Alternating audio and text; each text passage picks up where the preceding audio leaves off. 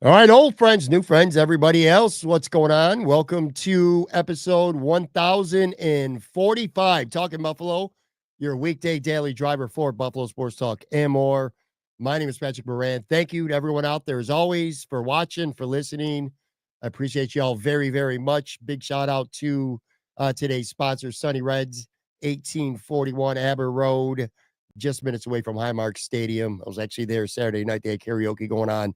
Place was popping. It always is. Make sure you go check out Sunny Reds. All right. Podcast side, of course. This is our Monday episode. On the video side, as usual, right now, I'm live. I'm joined by Joe from Queens. What's going on, man? I got a lot of new stuff going on here. I'll get into that in a second. But what's up, man? How you doing? Not much. Just I'm tired. Sunday night, getting the beer ready, having to talk to you. Sadly, did you ever watch the show You on Netflix? I literally just binged season 5 over the past week. Oh, you did? Okay, we just started the new season. But yeah, it's okay this season. I thought it hit kind of a lull in season 4 when he was in England. I didn't really care for it all that much. But so far it's been okay. But it's I got thoughts. I won't share them today. Obviously, we haven't seen it. Give people some time to enjoy that. What kind of beer you got, man? What are we going with now? Oh, it's your favorites of all time. It is let me get in here. It is a Greenport Leaf Pile Pie, which is a pumpkin, which I know you hate. Ugh, so it sounds fucking gross. Oh, it smells so good. Like it's got the flavor. It smells like fall, even though it's not fall. But this is like a fall beer that I've had for like 7 months, so I have to get rid of it. Also, anyone in the chat, hey everyone, good to see everyone. Papa Bill, Ryan Tungan, I can't pronounce your name, buddy, but sorry. Shout out to them. We're gonna coin a phrase. We're gonna call it the pit. I think or the wing pit is gonna be the name for the chat. The wing pit. Or the pit. I don't know. I haven't decided yet. We need a brand. The chat instead of just the chat or the stream. Call it whatever. I don't know. The pit. Yeah, shout out to everybody on the video side, the live chats. This has definitely become one of my favorite things about doing these live shows on Sunday night on the video side, getting to interact with a lot of people who watch and listen to the show. Let me set the stage for today. So what we're going to do primarily, we got a couple topics that I want to dive into today. Joe and I are going to spend some time. We're going to go a lot of controversy, a lot of comments about the Bills and the wide receivers this year. Brandon Beane going on the radio last week. Joe got some thoughts on that, which is funny, and I'll let you guys in on a little, take you behind the curtain a little bit. So Joe tells me maybe Thursday or Friday, I'm paraphrasing slightly here. It's old news, but you don't give a fuck. People want to hear what you have to say. So we're going to hear what you have to say about Brandon Beane going on the radio. We're going to talk about that. Tyler Dunn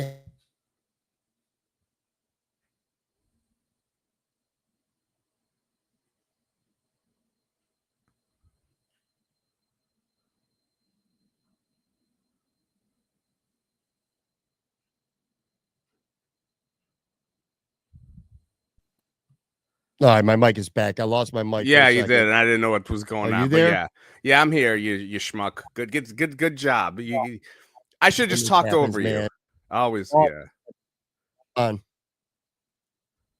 Yep, I lost you. All right, so here's what we got to do. I got to create a new stream. I'm going to have to come back in a second.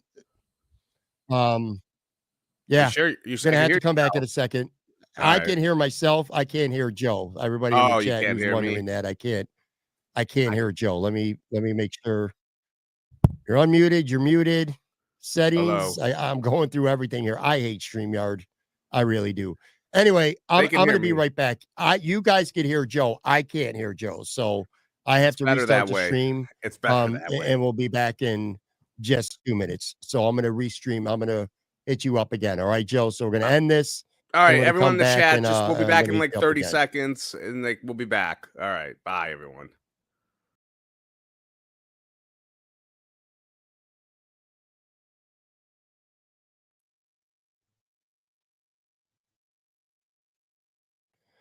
I got to, I'm going to edit this on the video side, but I have to re-invite Joe, and I have to bring him back in, and then we'll have to edit on the side. So If you're in the live chat right now, just bear with me for a second, kind of working through a problem here in real time.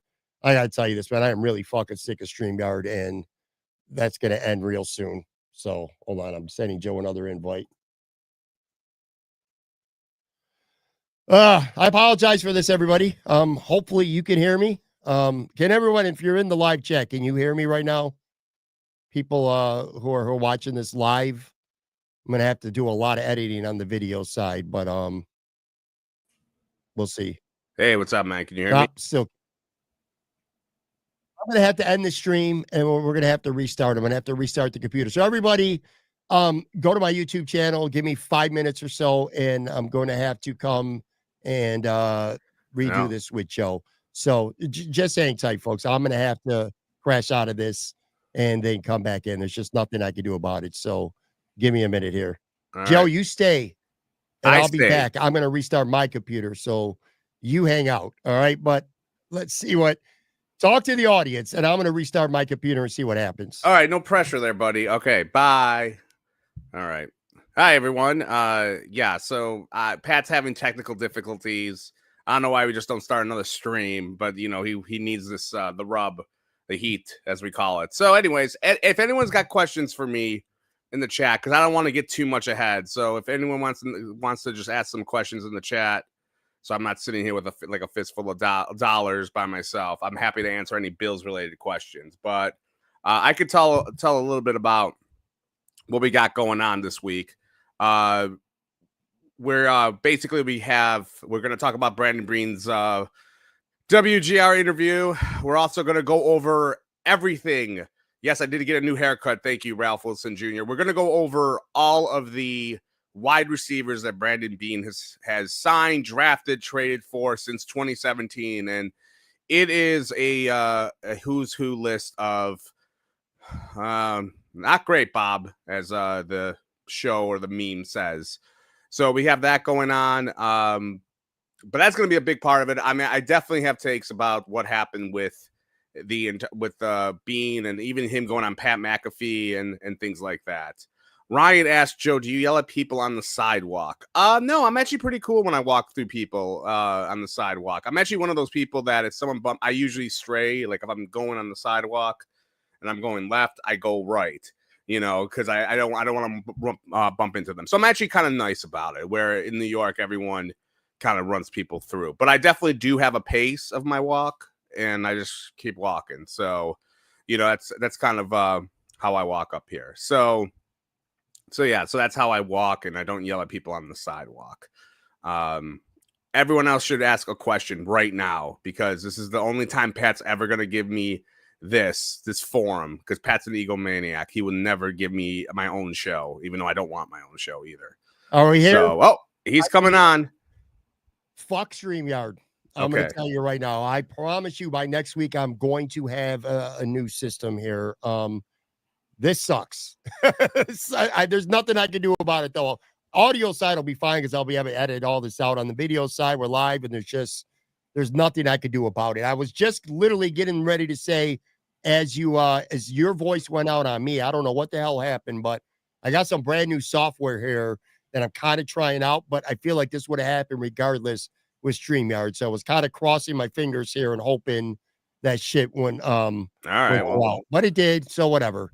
As I was saying, I don't know what was picked up by the audience or not, but we're going to dive into Brandon Beane's entire history as Bills general manager, going all the way back to 2017, the good, the bad, the ugly. So we'll get into that and some other stuff as well. I lost you at the beer. Last thing I heard you talking about was your shitty pumpkin beer. Probably smells fucking horrible. Dude, dude, don't be angry because StreamYard sucks or whatever. And it does suck. It we're really abandoning it. It's really annoying. It's like flipping a coin. You never know. And it's not the gear that I have. I promise you that. It's the stupid software. And that's what I hate about doing these remote things. But it is what it is. There's nothing really to do about it. It's funny. Go ahead. Yeah, no, I ran through what we're going to talk about with the audience about, you know, the wide receivers. And then I talked to them about, I'm going to have thoughts on Brandon Beane.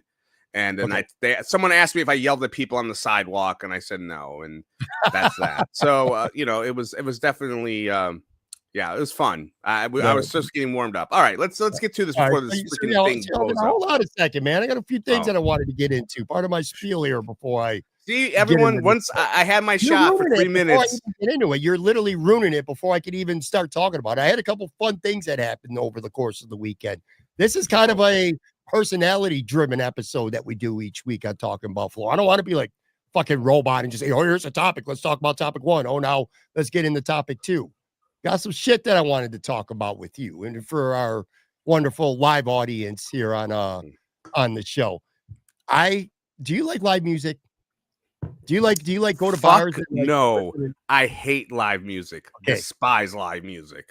That's funny, and I agree with you 100%. I'll tell you a quick ironic story. Friday night, I left. I went out to Molly McGuire. Shout out Molly's. It's in South Buffalo. You probably would hate that fucking bar. I guarantee you would hate it. Anyway, I like dives. I just don't like freaking live music. It's a dive bar without the kind of beers that you like. And I don't discriminate against beers. You're the one that discriminates against beers, buddy, not me. Not really. No, anyway, you do. You discriminate I against hate live music craft. too. All right, so I meet my buddy Mike up there, and I thought we were gonna go down, have a couple of beers, sit down, put the jukebox on, and just have a typical conversation. There's a live band playing. I hate live music unless I'm specifically going to see a band, which is very, very rare. I hate going to bars when there's live music. It's just so loud. They're playing and I can't talk. But at some point, they're singing a couple cover songs. Like they did Radiohead Creep, a cover of that. They did Jailhouse Rock by Elvis. It was really cool. And they had a couple original songs. I was like, I don't know what the hell they were and shit like that. Anyway, I go home. I looked on Facebook up the Molly's Facebook page, and I saw who this band was. Got upstairs. I was tired. Went to bed. Saturday morning, I get up. I went to their Spotify page, and they had this song that I really liked.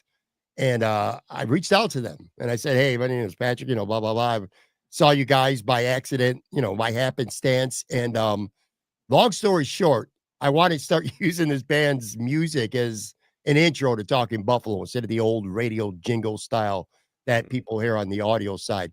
They're really cool. And so by going to Molly's and accidentally running into a band that I had no interest in listening to at the time, I ended up getting, it'll start this week on the show, a pretty cool intro for future Talking Buffalo episodes. So I thought that was cool. And then Saturday, I went to a stag for a buddy, and I won an autographed boxing glove. I'm going to put up in the camera. And you're like, well, what the hell are all these signatures here? Well, the funny thing is the boxer's name is Devin Haney. I never even heard of him. You ever heard of Devin Haney? No. He's a lightweight boxer now. Maybe people in the chat have. I got hammered, and if you could see the glove, the autograph for Devin Haney that I won, I scratched him out with a Sharpie, and I got drunk and just started going around the bar and having people randomly autograph a Devin Haney boxing glove. I was hammered on Saturday. I went to Imperial, and I was getting all the employees at Imperial to just autograph this. Fucking who the hell's Devin Haney? But that's the kind of Saturday I had. It was watch this guy weekend. Devin Haney be a real popular boxer, and then you I'm sure he probably is. And look, I used to love boxing, man. I watched all the fights in the 90s and 80s, early 2000s. But yeah, boxing fell off for me. But anyway, that was funny.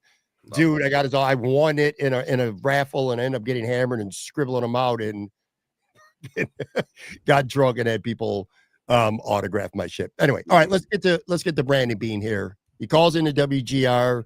We all know the story.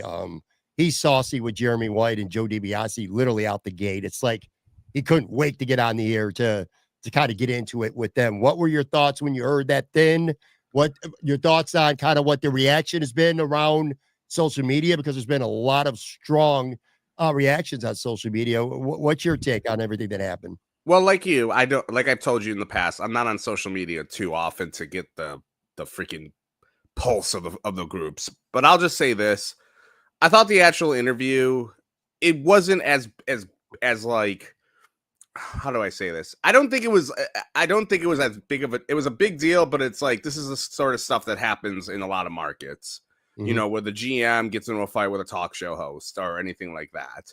So I don't think it was like the scandalous, like, oh my God, like Jeremy White was such a dick, or even, I didn't even care about Brandon Beane's tone. Like, I know there was a lot of like, this isn't fantasy football. And and like, kind of like throwing a bit of a, an arrow across the bow to people, like kind of being a dick a little bit there. I didn't even mind that at all. But what I did mind was like the context of what he said.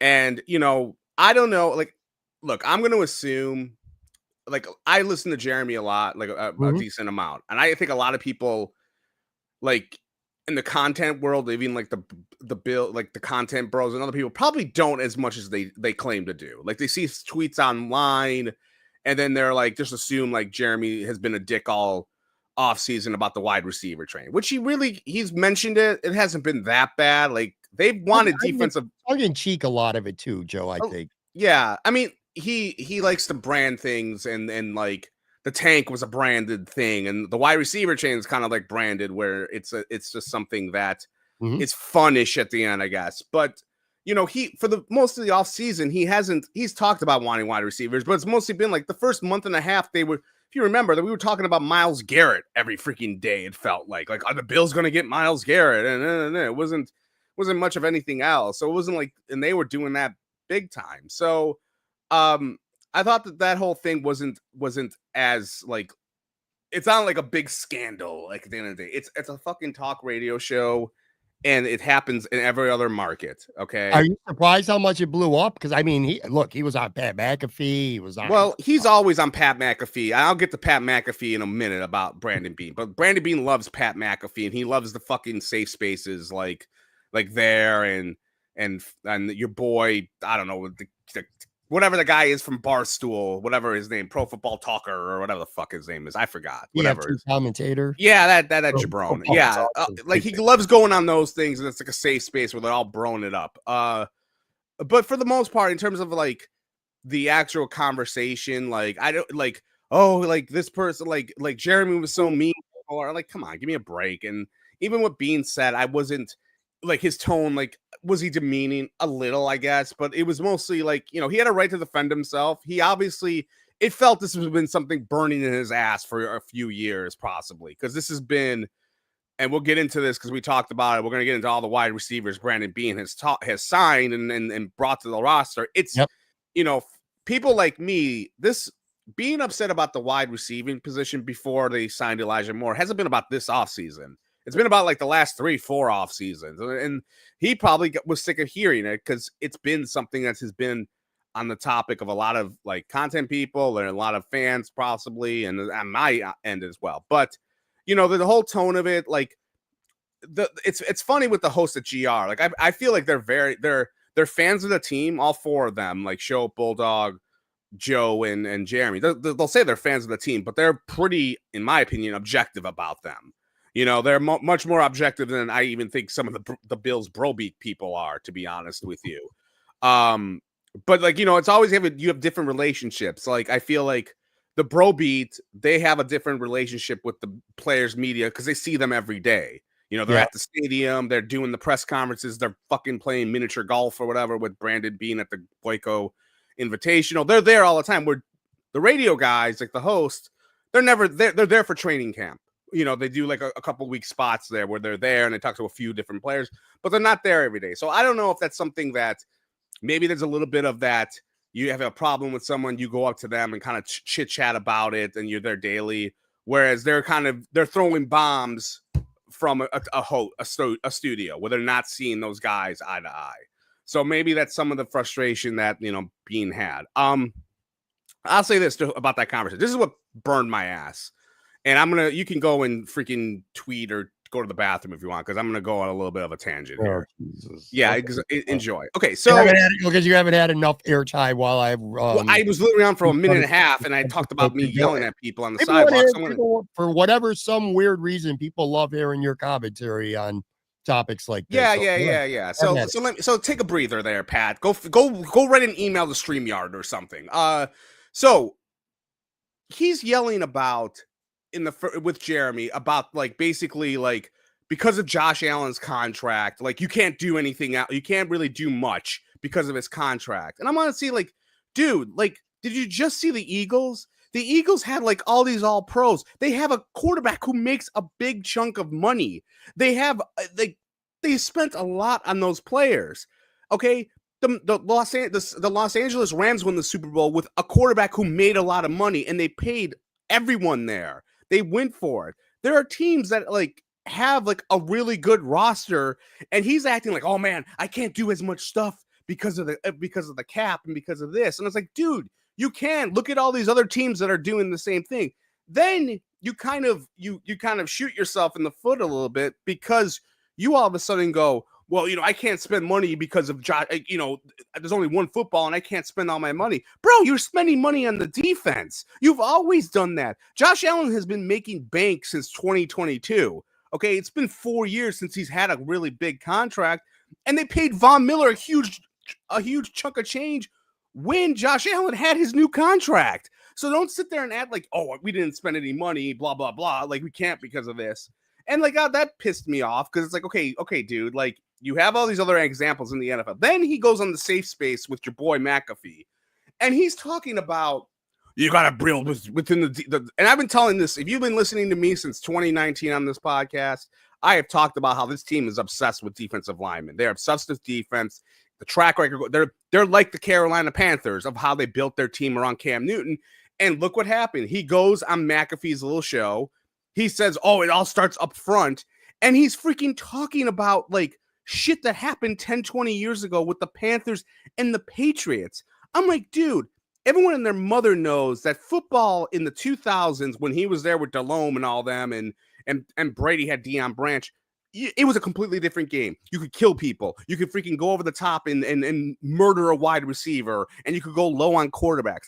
They completely changed those rules out the window. That's why defense doesn't mean as much as it used to be. That's why I'm an offensive doom guy, because the rules just don't. They're always going to be picking on defenses. They're going to make it easier to freaking not hold and all that. So he's talking about those teams, and I wanted to tell him, like, dude, first off, like New England, they won all those Super Bowls. They had Gronk and they had Edelman. Okay, Gronk and Edelman are much better than the 1-2 punch that the Bills have had the last 2-3 years. It's not even close. Okay, so you're bringing that shit up, which is ridiculous. And then you're talking about the Panthers. When the Panthers went to the Super Bowl the first time, because he brought it up 20 years ago, which I was like, are you kidding me, dude? They lost that Super Bowl like 35-32.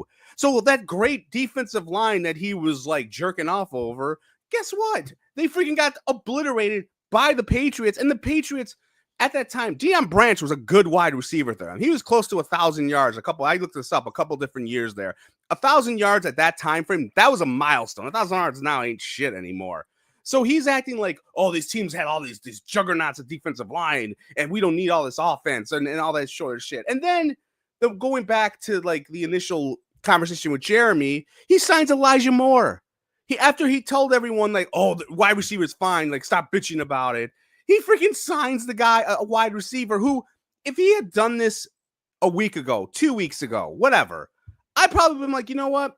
I'm okay with the wide receiving core right now. Would I like a big baller? Sure. But this is fine. And then everyone who was on the wide receiver train, like myself, we have said, and I've said this on this podcast, like, yeah, they need some defensive line help. I didn't want Mario Addison going out there with freaking Cheetah Hanatu or something like that. Yeah, you need some defensive players, sure. But the problem is this team loves defensive linemen. They have to have like 8 of them, 9 of them, because they're not sure if they're going to work out. So let's just do this. Let's just draft 3-4 of them. And they tried this before, which is kind of insulting, where Beane didn't want to act like, oh, like he didn't try it. You drafted 4 defensive linemen in the first 2 rounds for like 3 straight years, and one sucked. One didn't really do much. One you signed, and the other one you signed too, Ed Oliver. So that's kind of my whole thing. Like, I think Brandon Beane's a very good GM, but when he goes on and on and on, he just talks about it's very easy to poke holes through his argument. Like, you're channeling the Panthers and Patriots from 20 years ago, dude. Like, why didn't he just say, like, Trent Dilfer? We didn't need Trent Dilfer. Like, Trent Dilfer didn't, was the quarterback of the Ravens. Why don't we use that example next time? Which is bogus. But again, he's a good GM. He just tends to be full of shit sometimes. All right, Pat, back to you, buddy. I could wake up from that nap then. All right, well, I don't agree with most of what you said. I do agree with, I think Brandon Beane going on the radio and immediately kind of making a beeline to target Jeremy and Joe. I thought that was out of line and unnecessary. He clearly didn't watch, or I should say listen to the show, because Jeremy and Joe were praising the draft and talking about the defense and didn't really bitch about receiver. So I think that was wrong. And in terms of Elijah Moore, you brought him up. I'll say this. I guarantee you the Bills talked to Elijah Moore before the draft, and they said, we're going to see what happens with the draft. If we take a receiver, we're taking a receiver. If we don't take a wide receiver, we'll circle back to you after the draft. And then I'm sure that's why they signed Elijah Moore when they did. Brandon Beane did say you can't get everything in the draft, and as it played out, they didn't get wide receiver. Where I don't agree with is not that you're wrong about the investments in the defensive line, but if it does, even if it doesn't work, you can't stop doing it. To me, it's the ticket to beating the Chiefs. And you could stop. You got to keep doing it, but even though it doesn't work, and ignore the offense, ignore the wide receiver. No, I don't think they're. See, this is where we disagree. I don't think they're ignoring the offense. First of all, I know it sounds cliche and annoying to say after a while, but it is a fact. This was an historically good offense last year. It really was. This has been one of the best offenses in the NFL since 2020 or 2019, even certainly since 2020. They've consistently been one of the best offenses in the NFL with or without big name receivers or big investments in their receivers. I don't think they need it. I think they have a good balanced team. They have good running backs. They got receivers.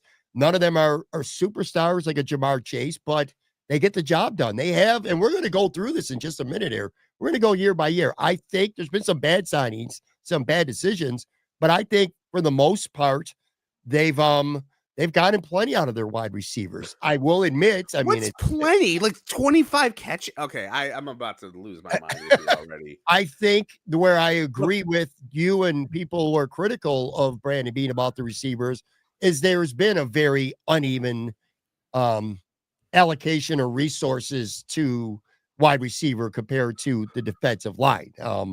That's where I'll get. Look, but you also have to look at the excuse he used. Like, oh, we can't just because of the cap. It's like, but you're spending all your money on defense, then, dude. And come on, Pat. You have to admit that's kind of BS on his end. If you score 30 points a game, your defense. No, that's not the point, though. But he could have just look. If he had just stuck with, we scored 30 points a game. The defense. The Mac Collins funeral. Sorry. The Mac Collins. If he had just stuck with that line of thinking, we scored 30 points a game. We don't need help on offense. We're fine there. We got young guys. Fine. He could have still been a dick. But once he goes into, I can't spend money because of Josh Allen's contract, that's bullshit. I think you're right. I agree with that. I agree with you. All he had to say was, listen, to me, it's more important to spend money on the defense. The defense needs to help more than the offense. For him to say he can't, that I agree with you there. That is bullshit. I will say, and Matt Warren and I talked about this a little bit last week on the show.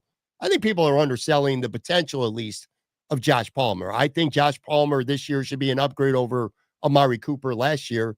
And I kind of got some high hopes for Elijah Moore. And I'm not talking like 75 catches as the team's number 2 receiver, but I think he added to the room. Yeah, I don't like some of the way Brandon Beane presented his stuff. I don't like his arguments, to your point, and I agree with you. 20 years ago, bringing up New England. I agree with that. I think not like, sorry to interrupt one more time, buddy. I'm sorry, but it's not like the Carolina Panthers are this dynasty. Like, they had really, let me tell you this about their little, like him being there with Cam. They had that one great year. They were 15-1. They really didn't do much. You know why? They kept losing to the Saints. They kept losing to the Falcons. You know what the Saints and Falcons had? They had wide receivers. They had Julio Jones, Michael Thomas, Marcus Colston. They had Jimmy Graham. They had weapons there. You know who Cam had? Cam had fucking nobody. But they had like the 17 defensive linemen first rounders that they all drafted. I think the Bills' weapons are far better than the Carolina weapons were. That's kind of what I'm saying. Sure. Ryan, by the way, in the chat says address John Sanders' point, please, Patrick and Joe. I don't know what point that was, so throw it to me in the chat again. Here's what I'm going to do.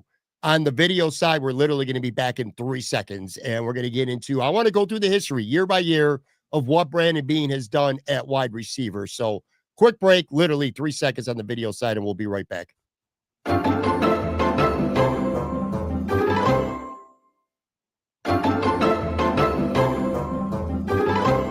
All right, I'm back here. Joe from Queens, a rowdy and much contested conversation about Brandon Beane. Knew that was coming, and that's cool. Let's go through his history. And by the way, you were the one who presented this to me last week, thinking it would be a good topic, and you're 100% right. I think we come to a different conclusion. Yeah, you love it because you like everything they do. You probably listen to Godfather.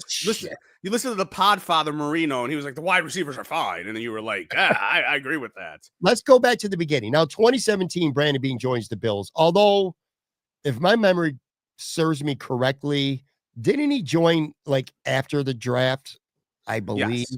All right. Yes. So some of this 2017 may or may not be. No, it is his moves. Okay. Okay. All right. So these are Zay Jones was a Doug Whaley draftee, but then he got fired, and that's it. Go ahead. I didn't fact check these moves. This is no, but I fact checked them because I did them, mother. I looked at relax there, Tiger. I know how to do research. 2017, Bills made 3 receiver moves. They signed Anquan Bolden, who of course retired in training camp. They traded Darby in a 3rd round pick.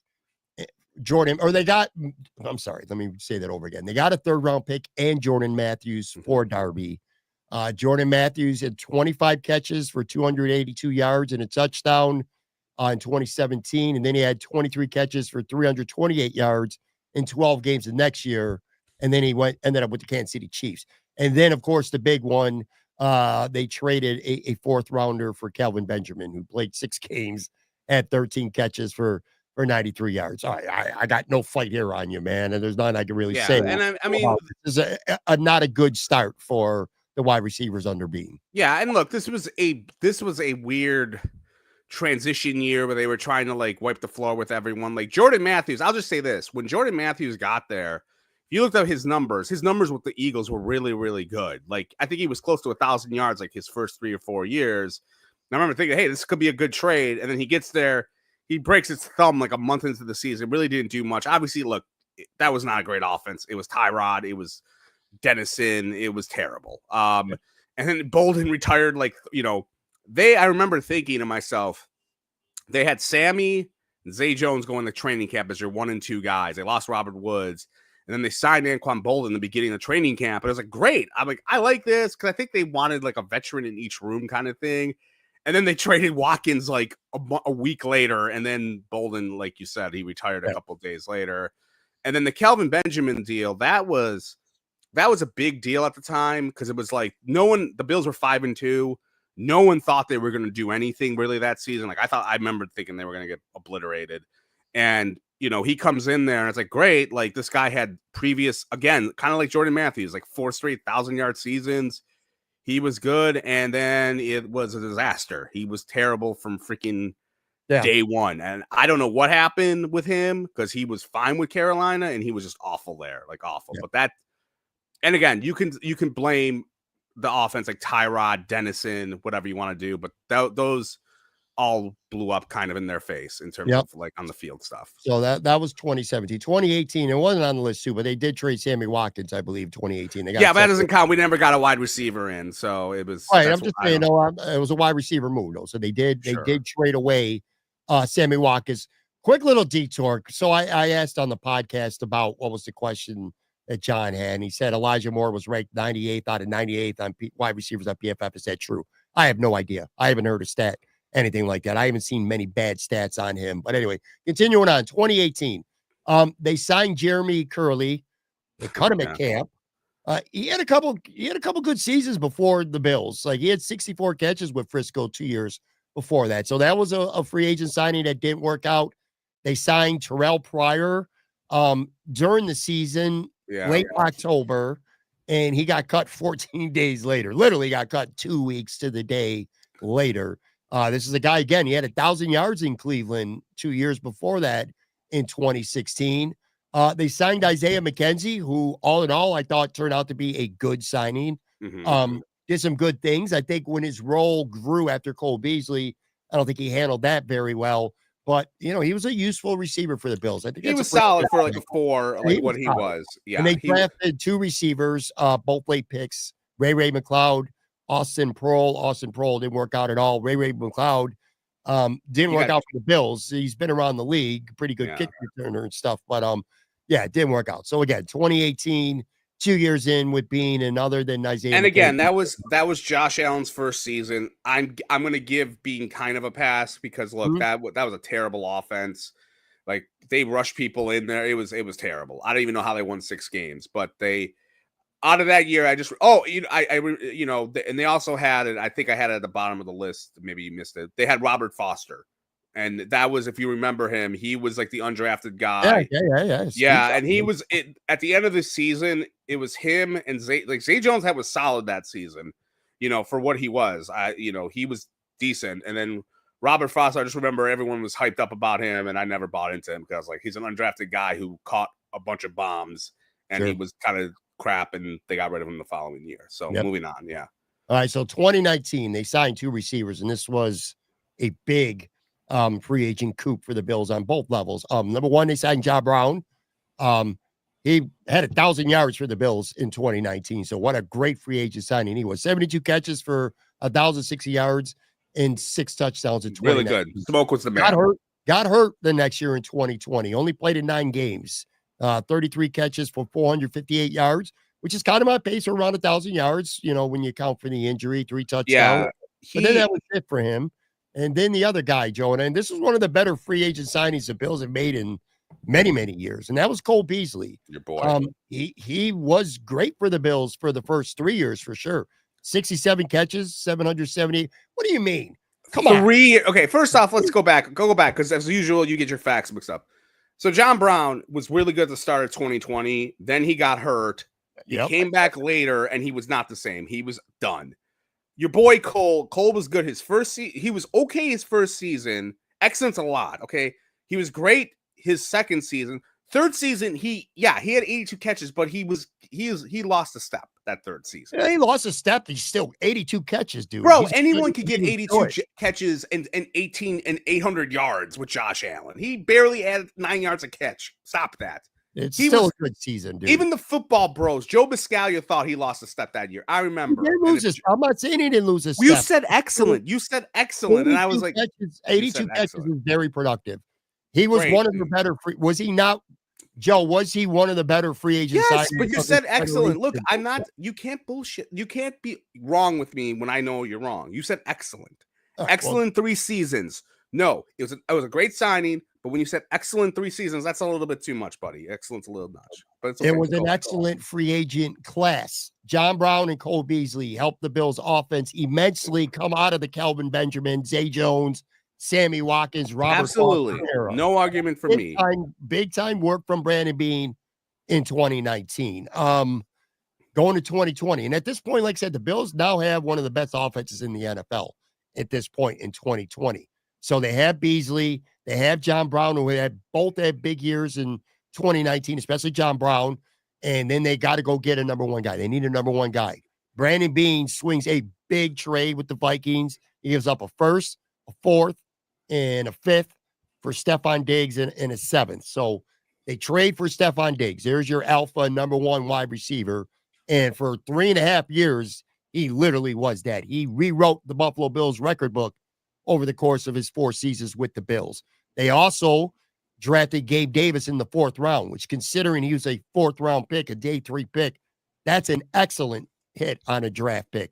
163 catches, over 2,700 yards, 27 touchdowns in 4 years with the Bills. Of course, we all remember the Chiefs' 13-second playoff game where he was just completely unstoppable. So you trade for Diggs, you trade for you draft Gabe Davis.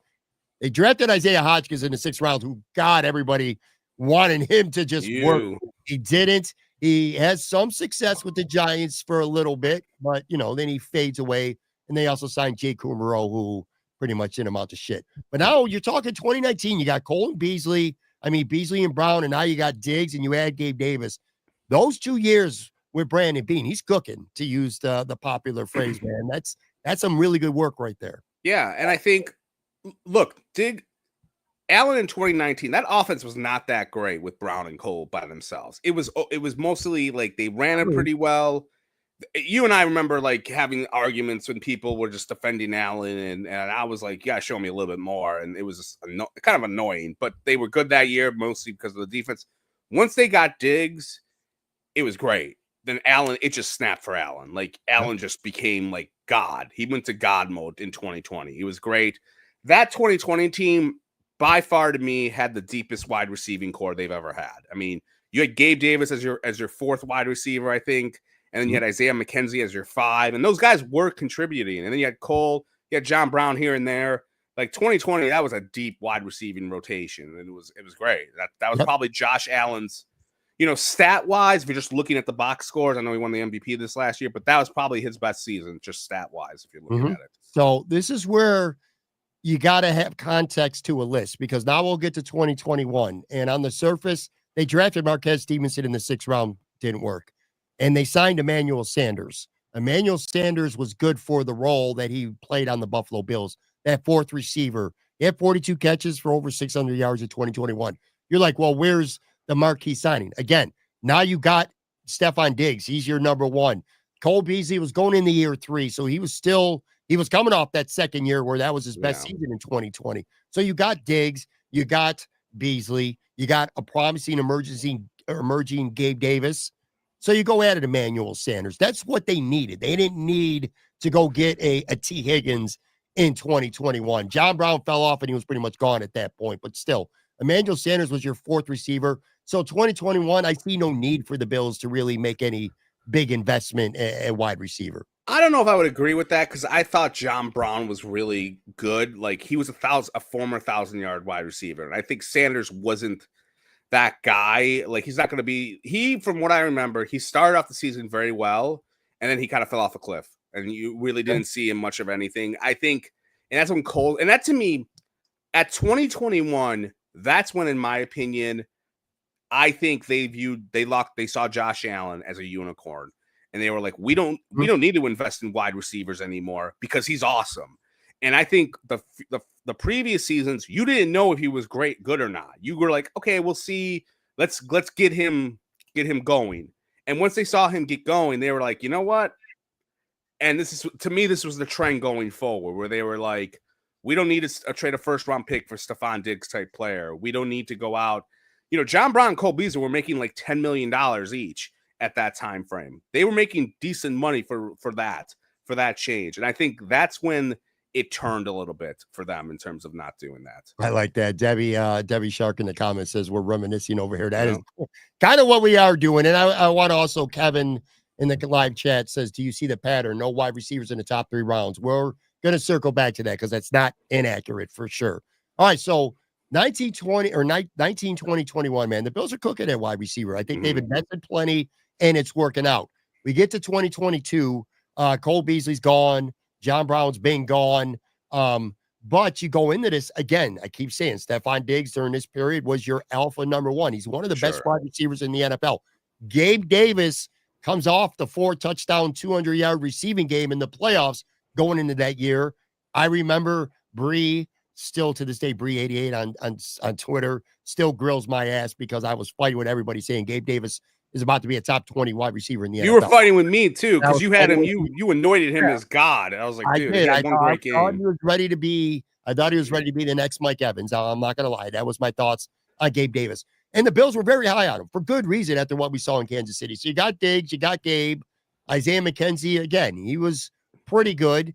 The Bills, Emmanuel Sanders is retiring. He's gone. I don't remember if he retired, but he was gone after 1 year. He retired. They signed Jamison Crowder. All right. That shit, it didn't work. They signed Tavon Austin. That shit didn't work. They got lucky. All right. I don't care. When you get somebody in the 5th round, yes, it's good work. Like you drafted Khalil Shakir in the 5th round. That's what I'm getting at. But when you get a guy in the 5th round, there's an element of luck because you didn't want him that bad because somebody could have taken him in the 4th round or before you in the 5th. So there's an element of luck in them landing Khalil Shakir, who is far and away their best receiver on this roster today. So they do hit in 2022, but it's not because Brandon Beane sunk big resources in. It's because they kind of got lucky in the 5th round and got Khalil Shakir. Things got bad enough near the end of 2022. They brought Cole Beasley and John Brown's asses off the couch to try to help this football team down the stretch. So I would say 2022 was not Brandon Beane's best work. No, I mean, At wide receiver. to This is where me, not drafting guys hurts too, Joe, because you're going to try to get Cole Beasley and John Brown. This is to the point where like you gotta have early investment picks, on rookie receivers, and you don't. And this is where you could get hurt by that. Yeah, and you want to do that because you at least look if Brandon Beane is blaming the cap for everything, this is where you draft wide receivers early so you have them for cheap. You know what I mean? Instead of like having a flyer or praying to God a fifth rounder is going to do good for you. But in 2022, that's when I really felt like the pressure of, okay, where are wide? Because I was never sold on Gabe Davis as your number 2 option. I was kind of sold on Isaiah McKenzie. I thought he could have done really well. Sanders agrees with you, by the way. Yeah, that was bad. I agree. And like I did like Isaiah, and then he just didn't show. Crowder, I liked the Crowder signing in 2022. I thought, it's the same thing we kind of heard a little bit about Elijah Moore in a way, because Crowder had like a 70 catch season, but he had shitty quarterbacks throwing him the ball. He comes there and he gets hurt, and he's never heard from again. And I was like, and that didn't work out well. But that season, they were panicking when they're bringing in John Brown, Cole Beasley off the freaking streets. Yeah. And it was pretty bad in terms of that. That's when to me, I felt, man, you guys need to add a wide receiver sooner or later. Yeah. I agree with you. And I think in 2023, this might have been Brandon Beane's worst offseason, I feel like, because to your point, by the end of 2022, and you're trying to recapture some old magic from an old aging Cole Beasley, and you said by year 3 he lost a step when he had his run, and I agree with for the most part with that. He lost more than a step by the time 2022, by the end of the season. So anyway, my point was Gabe Davis also had kind of a letdown year considering what we thought he could become. What you thought he could become. I wasn't alone. A lot of people did. Anyways, you get to 2023, and I think this was bad. This was a bad year for Beane when it came to free agents, receivers, period. They signed Deontay Hardy. That's their first signing right off the bat. And that's like, he's a faster, shiftier, better version of Isaiah McKenzie. I remember that's what I kept hearing over and over. Signed him to a multiple year deal.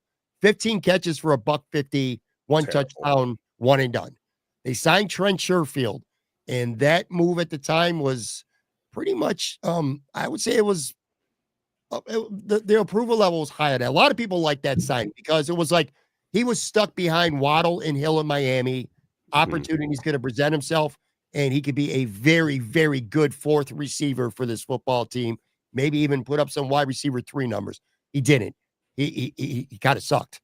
11 catches, didn't even have 100 yards. Of course, he had not 1 but 2 critical drops in the playoff loss to the Kansas City Chiefs that year. So both their free agent signings sucked. They did not pad out at all. Deontay Hardy, Trent Sherfield. Again, they don't draft a receiver until the 5th round, and they take a stab at Justin Shorter, who just didn't work out. They signed Andy Isabella. The Bills love former 2nd-round draft picks. Yeah, they won't draft him, but they'll sign him. So they signed Andy Isabella. I believe Tyrell Shaver's an undrafted free agent. He's stuck with to this team as well. But you look at that 2023, you dropped, you flopped on 2 receivers, free agent signings, veterans, and you got nothing in the draft because they didn't even take one in the 5th round. Yeah. And it was Justin Shorter. So for the people who say, part of the problem with the receivers has been it could be better, but Brandon Beane doesn't invest enough in receivers. This is a great year to hammer home that point. But here's the thing. He will counter and say, well, I drafted Kincaid at that season. So that's how he views it. Like he views Kincaid as a wide receiver kind of, or whatever, like a flex. Sure. But like, it's like, because he was supposed, and he did. He had like whatever he had, 73 catches. I forgot. But yeah, Hardy, I remember like he came from the Saints, and he had a good again. This is what some of these guys I'm mentioning, Crowder and now Hardy. Oh, they had shitty quarterbacks. They're gonna get a boost. He did not get a boost here. And Sherfield, people talk about that Diggs drop in the playoff game against the Chiefs. The Sherfield had like 2 horrible drops in that playoff game, and I was like, it was terrible. And that's where you could sit there, Pat, and you could yell at me and go, well, you see, Brandon Beane, they've scored 30 points a game. Look, Their offense has been good, maybe great for the last 5-6 years, but it's about the moments. It's about the moments where you want a guy who's going to catch the ball. Sherfield, 2 drops in that game, 2. And Kincaid last year, Yeah, that's what it's all about. It's not just, it's about the moments. It's about big game. I need a guy to make a fucking play because I'm going against the Chiefs or I'm going against this team. Like, that's what it's all about. Sherfield failed them in that season. If they had a guy who could catch, maybe they're playing the next week or whatever. But Sherfield drops 2 freaking balls in his fucking mouth, and he just drops them. Yeah, and again, last season, Dalton Kincaid, when they needed him to step up, he did it. Now, in fairness, Stephon Diggs, which it turned out to be his last game of his Bills career, he's supposed to be the guy, and he dropped a fucking pass right through his hands, and he's the guy that you do count on. You don't expect Trent Sherfield to make a game-changing play. You expect Stephon Diggs to make a play. You expect Dalton Kincaid to make a play. I can't put that on Brandon Beane. That I can't. They traded to go get Stephon Diggs. They gave up a number 1 to get him. But I'm saying the first-round pick on Kincaid. Make the fucking catches, you know? I agree. But in fairness to Diggs did a lot up until that point with the Bills. Sherfield did nothing, and you couldn't catch 2 freaking balls in that game. Like, if it's a different wide receiver, I give Diggs a little bit, not a pass, but it's like, hey, you were great here at least. Like, this Sherfield guy sucked. He's out of the league. I don't know where he is now. Yeah, I agree. Probably with the Rocks league. Sarah in the live chat made a very good comment about Jameson Crowder. I was a little too dismissive of him. He did get hurt. He had an injury. Yeah, no, I said that too. Like, he got hurt. I mean, he wasn't paying attention to you, but yeah. Yeah. Prick. All right. 2024. All right. So we agree, man. 2023, they just bad signings. You don't draft a receiver to the 5th round, who obviously didn't work out as well. I'm starting to wonder at this point, maybe because the fact they hit on Shakir in the 5th, that his mindset just was like, I could take guys on day 3 and they're going to be fine. 2024, just this past year, he invested a lot in receiver with the exception, including the draft, my bad. Curtis Samuel, an expensive free agent signing. I mean, he could do $8 million plus a year. Disappointing first year. He did come on late in the year, but he only had a little bit a much. He showed signs of why I think he showed he wasn't the worst wide receiver ever. Yes, he 31 catches, 253 yards, not very impressive. They signed Matt Collins to be a special teams bottom of the roster guy, and he gave them much more. Good special teams player. Led the Bills with 5 touchdown catches, almost 400 yards receiving. Matt Collins was a great signing. Period. Yeah, you love him. You got him on the wall of fame over here. Keep going. They signed him at post-draft. They signed MVS, who, I remember he played with great quarterbacks, and he's a winner. He had all these drops in the regular season. Terrible. He never had a drop in the playoffs. Played with Aaron Rodgers. Played with Pat Mahomes. He's going to come to Buffalo and really help his team. He didn't do jack shit. He was gone quickly. Chase Claypool didn't even make it to preseason before he was gone. He was an OTA darling, though, and he was done. But the 2 things that really stand out, where I think you got to give Brandon Beane some criticism to an extent.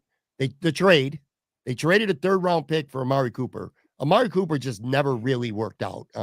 He just didn't. Did he make the offense better? I don't really buy it because he only played 40% of the snaps.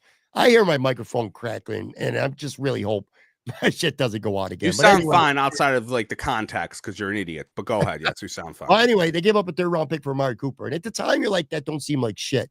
Well, the draft was just last week. Tell me, Bills fans, you wish you didn't have that 94th overall pick in the draft, a 3rd-rounder that you gave up for Cooper. They took a swing. I give them credit for taking a swing. Just Amari Cooper never turned out to be that big difference maker that they envisioned. And for the first and only time during the Brandon Beane era, he uses his first pick on an actual wide receiver. They trade down twice, and they draft Keon Coleman. And obviously, between not taking Xavier Worthy, between not taking Lamb McConkey, who looks like he's going to be another Stephon Diggs with the Chargers, his game is very much like Stephon Diggs. It doesn't look like a good pick right now. Now, to be fair, it's 1 year. Keon definitely flashed at times. He had a couple really good games, and then he got hurt, and then he was useless after the injury. 3 catches for 22 yards in 3 playoff games. That just ain't getting it done. But again, Brandon Beane put the investment in a pick. He traded a third round to go get Amari Cooper. He signed Curtis Samuel. I feel like that's a lot of work into the wide receiver position. Maybe more than any other year. Yeah, he did some things, but what's the success rate? You know, Curtis Samuel again, and this is like the third guy who, hey, he had these numbers with Teddy Bridgewater or a mediocre quarterback. Let's see what he does with Josh Allen. Nothing happened. And yeah, I know you're gonna say injury, blah, blah, blah. The Coleman thing, here's one thing, and I forgot to mention this in my rant about Beane. You know, when you end the season and you talk about how like you're not happy really with Keon Coleman, you weren't happy with the conditioning of Dalton Kincaid, that is gonna like make fans or people who like wide receivers kind of panic a little bit. Like you didn't have to mention all that shit. You could have just kept it in house. And once you do that, then you start giving the wide receiver train ammo to be like, okay, well, hey, maybe you should add someone in free agency, or maybe you should draft a guy in the third round, because it sounds like you weren't super sold. And he's backtracked it a little bit with both of them. Now they're in the best shape of their lives. Who the fuck knows? But, you know, with the Coleman pick, again, that's his first wide receiver he's drafted within the first 3 rounds since he's been the GM. The only one. The first. And look, if you want to count Diggs, okay, that's 2. If you want to count Kincaid, that's 3. I've said this before, I'll say it again. 8 defensive linemen within the first 3 rounds versus 3 wide receivers within the first 3 rounds. That's not fair. That's why, again, people get very flustered about the wide receiver position, because they want that. It's a flashy position. The best teams in the league have awesome wide receivers. It's not like running backs or whatever. Like, it's like there, like you get these studs, you can go places, and it makes it fun and all that sort of shit. But to your point, like, yeah, they were a little bit more active last year. Your boy Hollins, I'm sick of him already. I'm sick of you and the funeral. Like, this is his funeral right now. Okay. He was mediocre. We were done with him the first 2 months of the season, and then everyone got hurt, and then he freaking played. And yeah, I get the vibes. He looks like Maui or whatever the fuck from Moana. You want every team. No, I'm not done yet. Every team needs a Mac Hollins. You want every what? Good team. Every good team should have a Mac Hollins. Oh God, whatever, dude. He had like 300 yards, 400. Okay, like fine. Like, he was the best receiver in the AFC Championship game. Great, man. Let's put him on the Wall of Fame. I'm just done with it. I'm just done. Like, he was mediocre for most of it, and he like had a pulse at the end, and he has feet. And then what was the other one thing I just wanted to go through real quick? Well, I haven't got into this year either. Yeah, we will there. We will. Amari, here's the thing about Amari, and I feel there's a little bit of a double standard that's happening right now, or hypocritical stance. The whole season, I came on this podcast a lot of different times. I was like, hey, his numbers aren't great.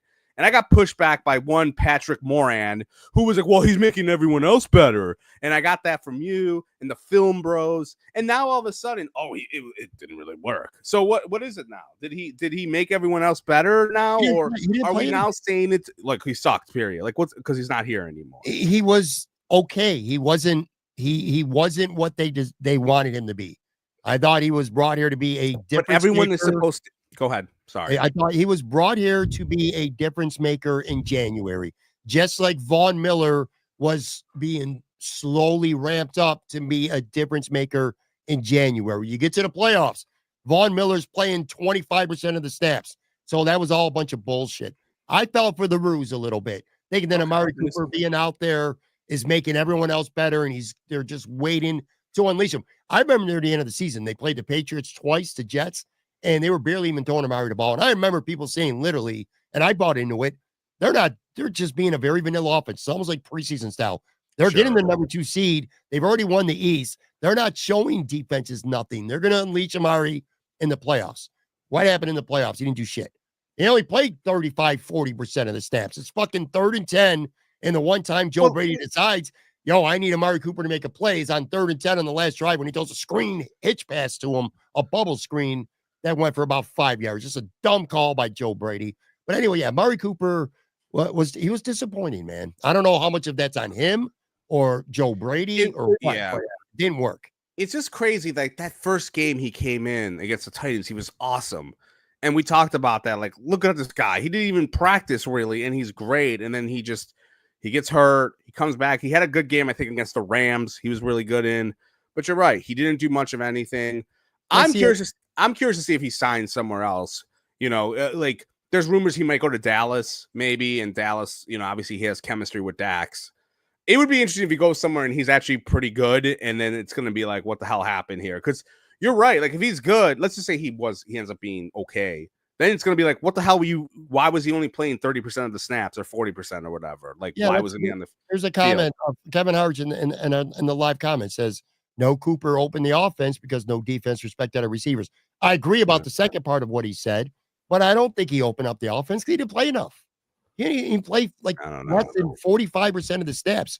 He couldn't block. I don't know why. Anyway, long story short here, it didn't work out with Amari Cooper.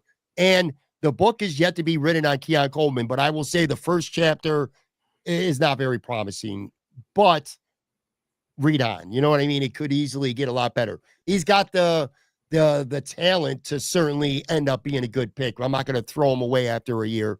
I just can't help but think about the speed that Xavier Worthy brings to an offense, or just the overall Stephon Diggs style that Lamb McConkey, who looks like he's going to be a perennial all-pro type receiver for the Chargers. The Bills took Coleman. So hopefully don't forget Worthy, dude. Like I think he might, if he's graded with Kansas City, that's just going to be, if he physically can hold up, he's going to be one of the more dangerous players in the NFL. A Tyreek Hill type. Now, Tyreek Hill is a lot bigger and stronger. Sure. I'm talking about an explosive, he could, anytime he touches the ball, he can take it to the house kind of football player for them. All right, so on to this year.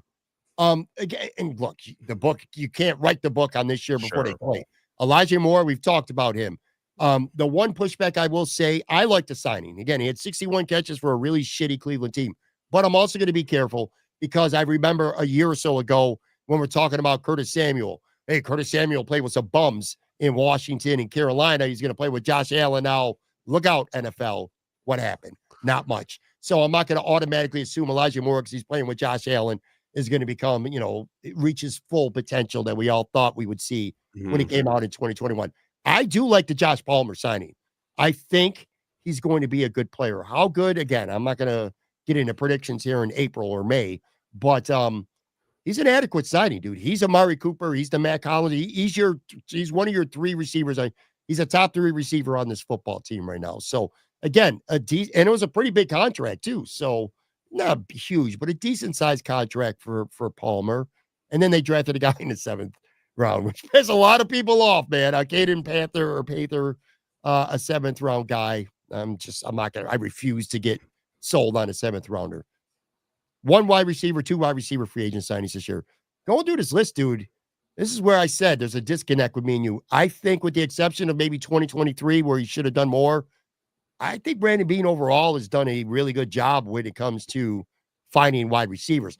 He hasn't invested enough big draft capital in them, but I think Brandon Beane has done a good job with the wide receivers on this team. Are you drunk still from last night? No.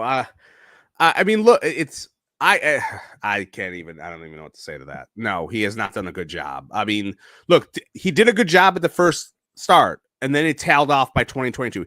They should have added wide receivers in 2022 when Cole Beasley was out the door and you had Mike Evans, Gabe Davis dreams. They should have added another guy, and they should have added another guy the year after. And again, not drafting. It's not like it's like you're screwing your cap up a little bit because you're not having cheap labor, and then it's like, you want that. You need a guy who's going to be good like his first or second year, who's a wide receiver, because they get paid a lot.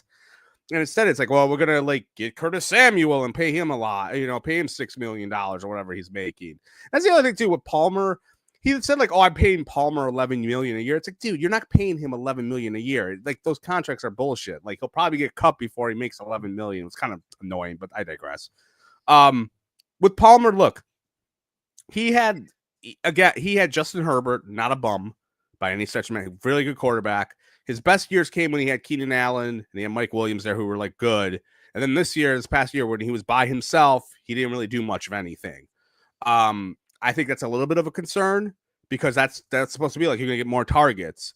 And now you're coming here. Are you going to get more targets? I don't know, in terms of that, like you said.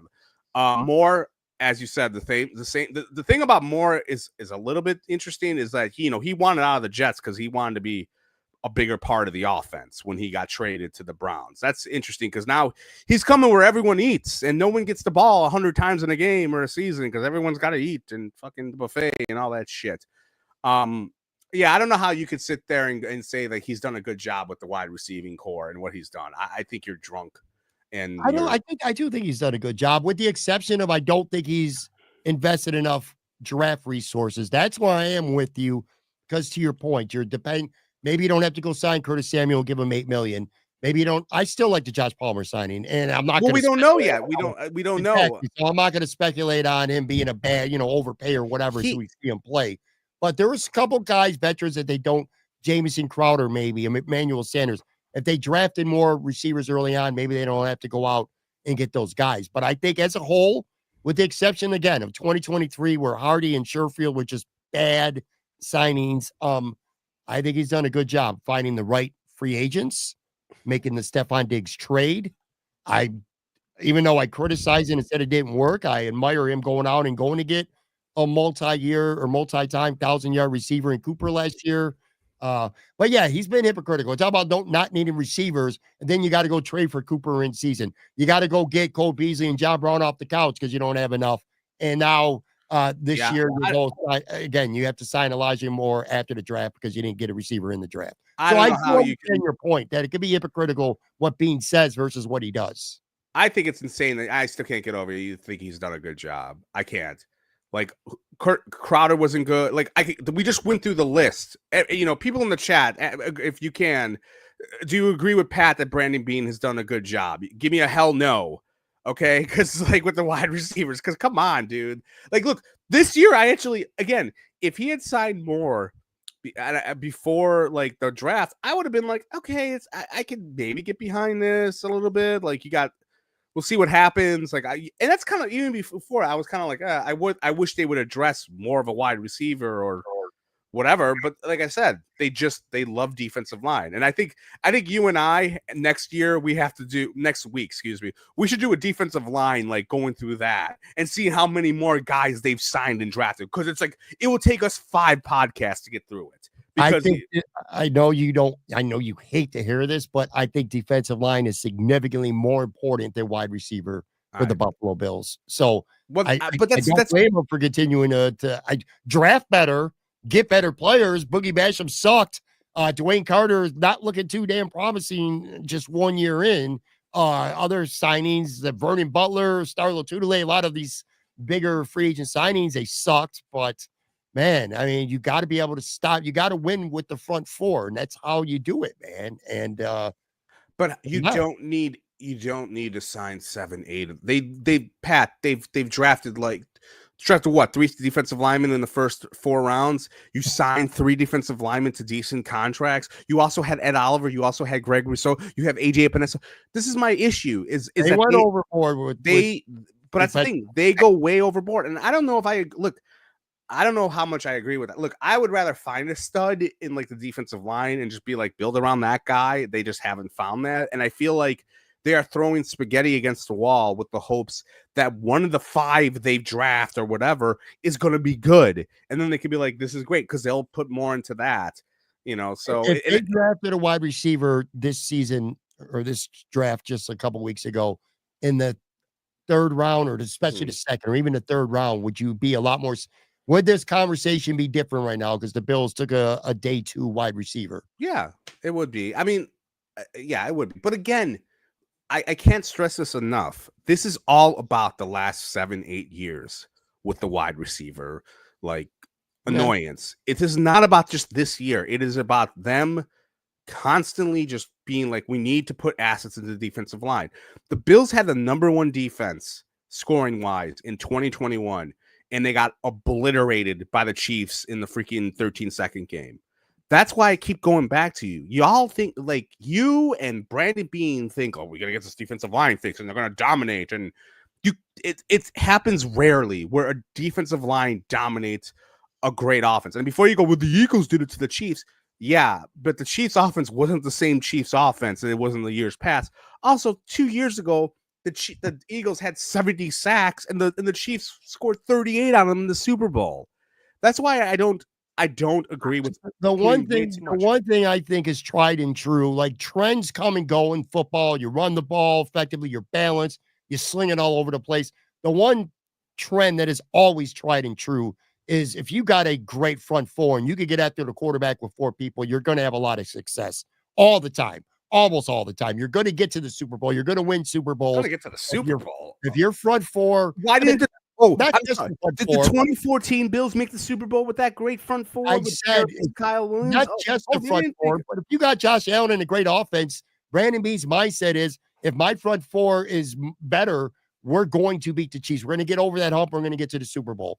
That's just his mindset. I do think they went overboard with defensive line this offseason. I mean, Jesus, Bosa, Hoyt, Ogunjobi. Then they used four draft picks on defensive linemen, or three of the first four picks on defensive lines. Like, how many freaking defensive linemen do you Well, need? and Get that's that. why I hate this. I hate this defensive line rotation because they've done this before, and I'm serious. They did it. They did it in like 2022, like with Von Miller. They had like this, and you know what? I was just thinking this while before I came onto the podcast. Like, you know, we always bitch about Ed Oliver inconsistencies, which sure, maybe if he played more and he didn't take him out, like he didn't play like 60% of the snaps, and we actually put him in there and let him stay in there and make plays, but everyone has to have a coffee break every drive or whatever the fuck. But they want to have this. It's just like fucking get your best 3-4 guys. Why do we need 10? It's annoying. And again, they're gonna win the division and go to the AFC Championship probably, and I'm gonna look like an asshole. I mean, I don't want to get into a different kind of narrative here, but to your point, man, I do get it. Ed Oliver face plants. He played really good against the Chiefs this year, but the 2 years before that, he sucked in elimination games. This year was Greg Rizzo. Like, these are your best players, but they're not showing up when it matters the most. And that is the frustrating thing. And Brandon Beane's solution, obviously, is just keep doing it and doing it and doing it and doing it until he finds guys who aren't going to fall apart in an elimination playoff loss. Maybe Harrison's going to cover somebody. Maybe Landon Jackson's going to be that guy to make a big play, or freaking TJ Sanders. I don't know. But he's not going to stop doing it. I want, before we get out here and get to a couple other things to conclude here, Tyler Dunn, you and I are both big fans of him. Go long. He did, and now he had another. I still go back to a couple years ago, people blasting him, mommy basement blogger, this and that. Motherfucker just had another hour sit down with Brandon Beane. And I don't know if you got a chance to read it. I don't know if people who are listening got a chance to subscribe. They read it. Really good shit, man. And what I love about Tyler is he is going to ask tough questions. He's not one of those keyboard warriors where they type a lot of, negative things or controversial things. And then in person, in the locker rooms or media press conferences, they run from it. They don't own it. He will sit there and he will ask some tough questions. And that what I really enjoyed about this latest TD interview here was some of his questions. I'm not going to give it away because I want people to go listen. I thought Brandon Beane had some relatively insightful answers, but I thought Tyler had some great questions. And just to give you a taste out there, these were a couple of the questions he asked. He said, in 8 years, talking to Beane, you've taken one wide receiver in the top 100 and 8 defensive linemen in the top 100. Maybe there's a missed opportunity to add cost control players who can grow with Josh Allen. Tyler asked him that straight up. He also asked him, what gives you confidence in Sean, his defensive staff, that they're going to take these pieces that they just signed and give you different results? He had a good question about Keon Coleman. That Seattle game, you saw it there. I'm guessing you're not worried about the 2.0 yards of separation that tied for last in the league in next-gen stats. That's a pretty poignant question to ask. He's pointing out right to Brandon Beane that, this guy was dead last in the league in separation. Does that matter? And Brandon Beane had a really good answer to that as well. And then one other one, he said, you just explained it over this whole hour, but the other school of thought in roster building could be, all right, we got a defensive coach. We could get by a little cheaper there because he's going to coach him up. Let's build a juggernaut that's going to be historic. I imagine you've got to stay disciplined in what you believe. Basically, what Tyler's hinting at is, you got a defensive-minded coach. Why can't you coach these guys up better and sink more resources into the offense? It's almost like Tyler Dunn had a conversation with you before he went to do this. Probably did. With Brandon Beane. Yeah, no, it was a good sit down. I can't get it past how, you mentioned the keyboard warrior shit. why they let him back, why they allowed him back in. Brandon, but I know that Tyler. Yeah, I've always like, is it like one of those expressions like, is it better for him to piss in the castle than piss outside of it? We'll let you in, kind of thing. Keep But your like, enemies close. he hasn't changed his tune. Like he's still No. like, he was critical of their draft. He was critical of how the season ended. But yeah, he asks good questions, and he's a lot fucking better than Pat fucking McAfee, your boy. But yeah, he did a good job in that Q&A. And the thing about Beane is Beane loves. Go ahead. No, I was just gonna say he's one of the best, and he's not gonna change. Look, whether you like him, whether you don't like him, whether you think he's going after players, whether you think he's anti Sean McDermott, whether you think he's got that axe to grind. I remember that was the phrase we would hear all the time not too long ago.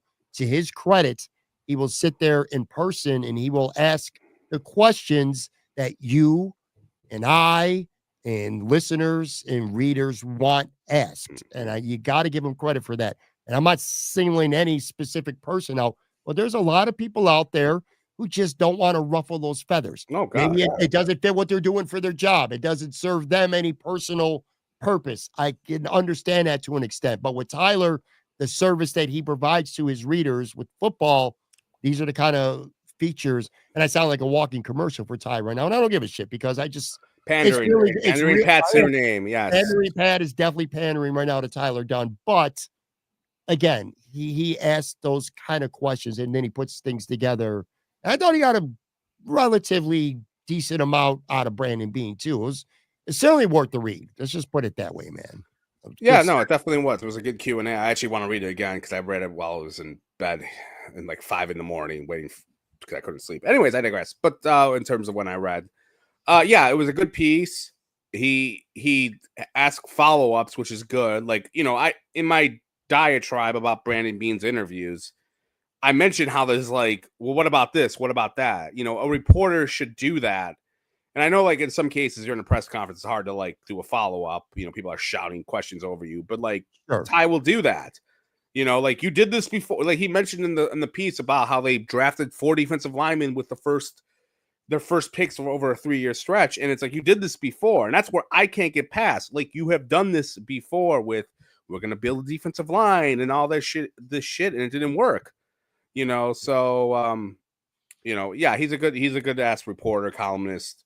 Kevin in the live chat said, where was this Q&A? It was in Tyler's GoLong, what is it, golongtd.com. Yeah, GoLongTD, yeah. Got to subscribe. I mean, but again, it's like $53 a year. Give him the guy $8 a month. The guy's about to have a 3rd kid, for God's sakes, and I'm barely surviving with one. So he needs the money. Football, but obviously, he pays a lot more attention to the Buffalo Bills, and absolutely, man, it is definitely worth it. That read alone was definitely worth it. All right, let's kind of turn the corner here as we wind down. Do you got a true and false this week?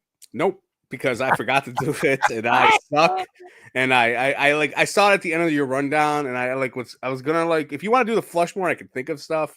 The one thing I already have one. I have a Mount Flushmore for this. Okay, week. I mean, maybe if you want to do a Flushmore first, and then I could think I'll give you one that it came in my head. Okay, I'm gonna do, like, this is off the top, and everyone in the chat say true or false. True. This is true or false. Gabe Davis will play for the Bills again. False. False. Okay, so you don't think? Why don't you think? Whoa. All right, play again. Maybe down the Bills. Like, play the yes. Like, it would be 2027, and Gabe Davis will play. Right, well, I don't know that. That's always possible. Bills guys. No, true or false? True or false? I'm just gonna say false, but I'm not like 100%. I'm 100% sure he's not playing for the Bills this year. But in the future, maybe, because former Buffalo Bills are quite fond of this organization, and it's kind of common to have those reunions to come back. He pretty much left on good terms. He went to go get paid. His teammates loved him. He was a captain on this team. He wasn't cut like Poyer and Mitch Morse and some of those other guys. He left to go get paid by the Jags. Disaster of a deal for Jacksonville. He could get cut, but there's no room for a Gabe Davis, another guy who doesn't play special teams on this football team right now. So no, false this year. Yeah, but down the road you could see it though. That's what I mean, like down the road, not this year. I'm talking like down the road you could see it. Yeah, I could see it. I could see it for sure. It wouldn't surprise me. Okay. I do have a Mount Flushmore. This is kind of piggybacking off last week a little bit. So last week, if you listen to the show, Joe and I got into this random, you brought it up out of nowhere, this debate about Sylvester Stallone and Arnold Schwarzenegger, Yes. who was the better 80s, early 90s action movie star. And you were Team Arnie, I was Team Sly. But I would say this, whoever you pick, I think there was a case to be made for either, for sure. This week's Mount Flushmore, I'm doing the worst action movie actors. Like Sylvester Stallone and Schwarzenegger were debatable. These motherfuckers aren't. To me, this is my Mount Flushmore anyway. Terrible. Okay. All right. Awful action movie actors. All right. So I got 4, obviously, my Mount Flushmore. Number 1, Steven Seagal. Fucking terrible. Hard to Kill, Out for Justice, Under Siege 1 and 2, Exit Wounds. Everything I thought Steven Seagal did was terrible. I mean, it was God. Some of the fight scenes looked all right, but it was just fucking annoying. Having to listen to him and look at him, I could not stand him. He talked like this. He was very soft spoken. Yeah. Fucking stupid fucking ponytail. I hated Steven Seagal movies. This next one might be a little controversial, but I think Vin Diesel sucks. So he's on my Mount Flushmore. Now, I do not like the Fast and Furious franchise. So all those movies to me suck ass. All right. So I don't like any of them. He was in Saving Private Ryan when he was younger. Not a big part, but sucked in that. I just don't think Vin Diesel is a good actor. And he seems like a really shitty person too. Him and The Rock have been they had a few now for years. Yeah, something like that. Going back, something like that. But I personally, and I know there's some Vin Diesel fans out there, I think he sucks. So he's on my list. He's more of a meme than anything, but Chuck Norris, dude. I mean, Chuck Norris is fucking terrible actor. He was in like Delta Force 1 and 2, like the Hitman, Missing in Action, of course, Texas Ranger, the TV show that was on. I know he whooped your ass, and I know it was fun to, to have all the Chuck Norris memes and sayings and stuff like that. That part was cool. But in terms of being a shitty actor, he's definitely on my Mount Flushmore. I didn't have this up, but I'm going to pull this up in the live chat because I am kind of following the chat. John Sanders, he's not there, but he could have been. Ben Affleck. I know he's like a serious drama actor, and he gets a lot of acclaim for shit like that, but he's done some action shit, and he's pretty fucking lousy too in a lot of these movies. I mean, people are kind of agreeing with me with Vin Diesel. Here's the last one. Jean-Claude Van Damme. That motherfucker is just whack. You got the funny little 3-second meme of it, him dancing in that one movie, but Bloodsport and Cyborg and Kickboxer, Lionheart, Double Impact. I wrote these down. Maximum Risk. The one thing those movies all have in common is they're all terrible movies. So there you go. Steven Seagal, Vin Diesel, Chuck Norris, Jean-Claude Van Damme. Do you have a hot take? I think I might mispronounce his last name. Jason Stratham. Stratham, is that how you say his name? He's the bald dude. Yeah, I don't have a real take on him. He was in the Expendables. Like he's done a lot of like crazy kind of like I would say lower budget movies. Comment John Sanders in the chat if you want to bring that up. He's Jet Li. He's not a fan of. I kind of agree with that. Jet Li. Yeah, he just does kung fu. He doesn't talk. I mean, here's my question for you. What is to you a good action star? Like, do you have to be like, what do you want out of an action star? Like, what do you want out of that? I want to be entertained. I want to feel the dialogue is kind of organic in a way and just not feels like mechanical and forced. Like I thought The Rock, he's gotten better with acting, but some of the early Rock action movies I didn't think were very good. I don't remember on my list because I think he's done some good things too. But I don't know. I want it to be. It's kind of like wrestling. It's not real, but I want to be able to suspend my reality a little bit when I'm watching action movie stars. You know what I mean? And I think have a little bit of a flair to him. Like Bruce Willis was a great action movie star because of his attitude. You know what I mean? You kind of felt it. It just felt pretty realistic. Michael Partham said John Cena. Is John Cena really in that? Well, I guess technically he is. No, I mean, hey, John Cena was great in The Peacemaker. That is a great series. You should binge that. He was great in that series. Yeah. But shout out Ryan. Says, love Pat and Joe more than anyone. I appreciate that, man. Look, I'm not going to diss John Cena, man. He's a victim. He's been bullied by fans for 25 years. So I'm not going to sit there and add to Yeah. his misery. But I feel for action movies, you have to be really good with one-liners. I think that's why Arnold's great with it. Bruce Willis, like just sly, funny, like off the cuff. I don't know. I've told you this before. I really don't love outside of Rocky. I'm just gonna say it. Sly's not great. I'm sorry. Outside of Rocky, Rambo 1 was great, but everything else was dumb.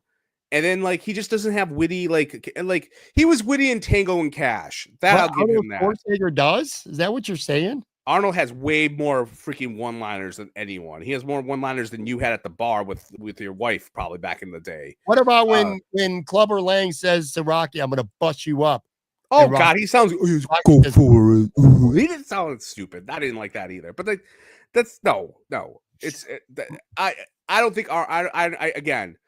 Sly, it's all Rocky. That's what's made his career. Everything else outside of Rocky.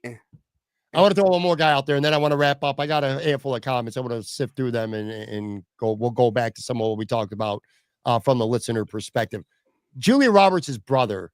He was never in like big movies. Eric Roberts. Yes. Eric Roberts is like maybe the king of being in shitty movies. I don't really know if he's an action. Like he's never a star. I don't. And if he is star, it's something that's on like made for TV and shit like that, but he's pretty fucking terrible too. What about John Travolta? He did Broken Arrow. What else did he? Oh, he did Face Off with Nicolas Cage. I thought he was pretty good. Yeah, he wasn't bad. Oh, RoboCop. Yeah, RoboCop. So here's the thing, Big Papa Bill. RoboCop 1 through 3 are the GOAT action movies growing up back in. I don't know about 2 and 3. Those were pretty bad, but RoboCop 1, I need to find that movie online. That guy getting his dick blown off was cinema history in 1987. Like that was the worst. I saw that as a 7-year-old. I was traumatized. I was like, I'm never gonna run from the cops, but that shit was great. Yeah. Let me get to a couple comments here for that people have been leaving throughout the show. Big Papa Bill said, "Crybaby Bills fans think being an NFL GM is such an easy job." I don't think he's wrong. I couldn't be a GM. I'd have to watch college football. Fuck that shit. I'd be good at free agency. Maybe I could figure that out. I don't want to. Again, I want to be careful here not to dive into a completely long-winded conversation. But Brandon Beane, they need the Bills for Brandon Beane to go down as an all-time, not even an all-time, just a great GM for the Bills. They got to get to a Super Bowl. They have to. They got to get, just like with Josh, just like with Sean. You can put Brandon Beane in there too. To really get to that level, they got to get to a Super Bowl. Mark says Beane has no balls, would have never said it to anybody's face, had to do it over the radio. That's interesting. I don't know. Well, we'll see what happens. Look, he's going to be on in the summer probably with those guys. I'll say this though, and I think I mentioned this in the past, but the worst kept secret is Sean McDermott got in a fight with, like, he used to be on the afternoon show with Shope and the Bulldog, and they. Mm-hmm. I remember this. I remember listening to that show, and they had him on. And Mike Shope's not a culture guy. He doesn't give a shit about culture, at least at that point. I don't know if he's changed it, but he's made fun of it. And like they got into it, kind of. And at the end, you could tell McDermott was pissed off at the conversation. And I've heard that like McDermott yelled at him during the break, and then next thing you know, McDermott is on the mornings. So yeah. I don't know. I don't think Beane would do that, where he'd be like, "I'm not going on with those guys," but. We shall see, but I bet they'll see each other and they'll be all like, Beane seems like, "Oh, I'm bros with you," but who knows? I don't know Beane with a damn. I do know that I think he's always gotten a lot of rope from the local guys because he's such a quote machine and he just talks and fucking talks. I think he's pretty honest and candid with the media too. Like most of the stuff that he says is pretty truthful. It ends up being the truth. He's honest, but he's wrong. I went through all of what, and it's fine. Like, but as I said, all his shit that he said last week, I'm a fucking, 45-year-old chubby blogger, podcaster, and I poked holes through that pretty freaking quickly of what he said. So, like, yes, he is honest, but he's wrong at times, and it's fine to be wrong at times. But to Mark's comment, I'm not going to go as far as to say he's got no balls. I'll say this. It was a little petty, a little bit petty, but you know what? He's a human being, man. Maybe he was just having a bad day. And Jeremy caught those strays. That's just how it goes sometimes, man. It's just how it goes. It wasn't nearly like, look, he came on and he was like, this is like fucking, Rosen over. Started like And a that, joke.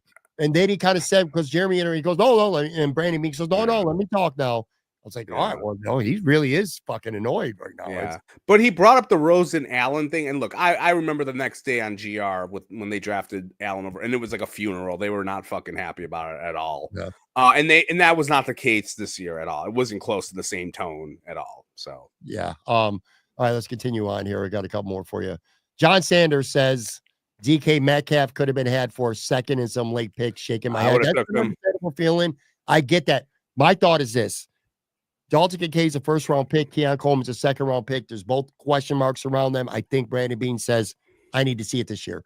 I still trust. I have confidence in my guys that I drafted. I want to see what they got this year. If they have 2025 season similar to last year, Brandon Beane would be stupid to not go out and trade or sign a big-time wide receiver or use a first-round pick on a wide receiver. I think the potential, he's bought himself a year based on the potential for Coleman and Kincaid. By the way, Dalton Kincaid was really good 2 years ago, hurt last year, didn't do much. But I think that's the reason why they've stayed away. Plus, he's obsessed with building his defense, to, like you said, much to your chagrin. Ralph Wilson Sr., one of my favorites. Fans today would be clutching their pearls if they heard Polian and Muckler interact with the media. Yeah, dude, you got to be a certain age to remember Bill Polian and Muckler just feisty with reporters pretty often too, man. Yeah, even with Ralph Wilson, people were feisty with him, because he used to do in the 2000s. He would come out every once a month, like after a game, and he'd take questions, and they were fucking hard on him. Like your boy Sully was fucking pissed off at him. But yeah, it's not. That's why I said before. Like it's not like it happens in a lot of different markets. It was good radio. I hate using that cliche, but yes, it was fine. But it wasn't like. Everyone's a dildo. Sorry, it wasn't like everyone's a dildo in the conversation. Didn't mean to cut you off, but Ralph Wilson Sr. just commented about Metcalf. Didn't do much against a bad Bills defense. Not wrong there. He didn't do shit when they played him this year. Derek says Coleman is going to shock a lot of people this year, and Kincaid, if he's a lot stronger, then he'll have a great year, plus not to mention Cooks. So we're going to be good on offense. Yeah, it just kind of they were good on offense last year, and like I just said. We'll see. Let me say this about Kincaid real quick. I'm sorry. I feel like I'm going to say you, Pat, you're giving Kincaid a pass from last year because of injuries. He didn't do much of anything before his injuries. And his injury came, I think it's Detroit is when it came that he got hurt. Like it was later in the season. He didn't do much of that up until that point. And I still think they have issues with figuring out the combination with Dawson and him. I agree. They want to get people on the field. And I don't know, if one of them is, I'll say this. Look, if you look at 2023, Kincaid did not have a great start to that season, and he started gaining traction when Dawson Knox got hurt, and he was on the field more, and he was in that three wide receiver set. I don't know, if they have figured that shit out with both of them. But I agree. And by the way, I was wrong, and I just realized. Of course you're wrong. Guys, John and Mark both pointed out DK Metcalf didn't even play when Seattle played the Bills. So Ralph Wilson, you lied to the Pat. He didn't do shit because he wasn't on the field that game. I forgot about that. He was out hurt and played. John Sanders, it was frustrating in 2023 draft when the wide receiver run went right before the Kincaid pick, was hoping for Flowers or Addison. That's a good point. I think the Bills wanted to go get one of those wide receivers, despite, Brandon Beane leading you to believe that Kincaid was their guy all along. Good point there.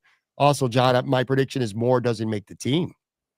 Elijah Moore not making the team. It's possible. I mean, it is possible. Look, wide receiver 5, you would think he has to have some form of special teams value. And to my knowledge, you and these fucking special teams shit again. You got to have fucking 11 guys out there to play special. You're going to put Josh Allen on special teams? Yeah. You got to have guys who play special teams. And backups are you going to put one of the 75 defensive linemen on there? They got to be able to run. They got to be able to run. You only get dressed 46 guys. So if you're not a starter and you're a skill position player, a tight end, a linebacker, you got to be able to play special teams. All right. So he's got to be able to. They could keep 6 receivers, and then maybe Shavers or somebody who's really good on special teams. Maybe it'll be that rookie. Who the hell knows?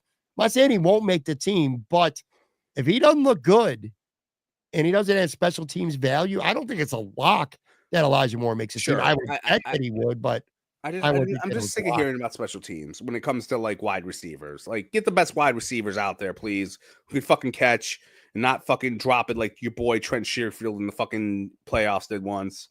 Yeah. Like, just get some fucking wide receivers. Well, I think we're pretty much. I haven't seen Tropic Thunder yet. I need to watch that one. Did we bring up Tropic Thunder? I never saw that movie, Tropic Thunder. Oh, it was with Ben Stiller. It was actually fucking hilarious. I heard it was pretty good. Oh, Tom Cruise was in it. That's why the Tom Cruise comment from earlier. All right, man. I think we're good here. There's some good comments. We got through. I don't want to go through all of them because we'll be here another hour. But this was good despite the really shitty beginning, which on the video side, there's nothing I could do. Audio side, I'll have to edit it up. Yeah, I got some new software. I'm over StreamYard. I don't know why it just happens so randomly. I lose, like, fans can hear you, they can hear me, but I can't hear you. Like that whole time when I was ranting or whatever, could you hear me? Yeah, no, we couldn't hear. I couldn't hear you at all. Like, no, or no, I did hear you. I'm sorry, I did hear you. But I couldn't hear. Or no, at the end, I couldn't hear you because you went and then you were like you cut off and then you came back. Then I heard you and then you were like, I don't know.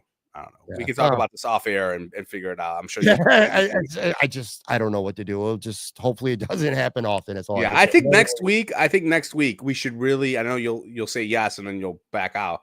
We should look at the defensive linemen from the history of Brandon Beane. Like, we should do that. I should look into that and we could go through Trent Murphy, your boy Mario Addison, Jordan Phillips being picked up 4 different times. Well, it's funny you say that because this must be like a kind of like a Brandon week here, a Brandon Beane week on Talking Buffalo. Because on tomorrow's show, I got Matt Warren from SB Nation. And prefacing this by saying Brandon Beane's done a lot of good, we're going to go through all the biggest misses from Brandon Beane positionally. The worst free agent signings, the worst draft picks, all positions, not receivers, just all over. A couple bad trades, a couple bad contract extensions, going to kind of balance it out a little bit because Brandon Beane gets a lot of love, but he's not above criticism. So anyway, that'll be tomorrow's show. And everyone, thanks to everyone joining. Make sure you tell a friend or someone about the podcast. We're getting good traction. Just talk about my appearance. Don't worry about Pat's other ones. Yeah, dude. Just talk about me. This is fun. I enjoy this. It's a lot better than it used to be. Because I only have to talk to Pat. I wanted to shoot myself, but now I can at least read the comments while he's going on and on. Our Sunday night tapings, Monday morning podcasts have definitely become the most interactive with people who like to listen to the show, and it's definitely a lot of fun. And I know Joe does too. I certainly appreciate everybody, whether they're complimentary, whether they're critical. Pay me on Venmo if you guys want. I need some money, so pay me on Venmo if you really like me. You can find me, Joe from Queens on Venmo. Actually, I don't have Joe from Queens on Venmo. Yeah, I was gonna say somebody might actually go look that up, man. But anyway, all right, guys, that's gonna do it for the show. Appreciate you, Joe. Appreciate you all for listening and watching. I'll be back. Brand new show coming up tomorrow.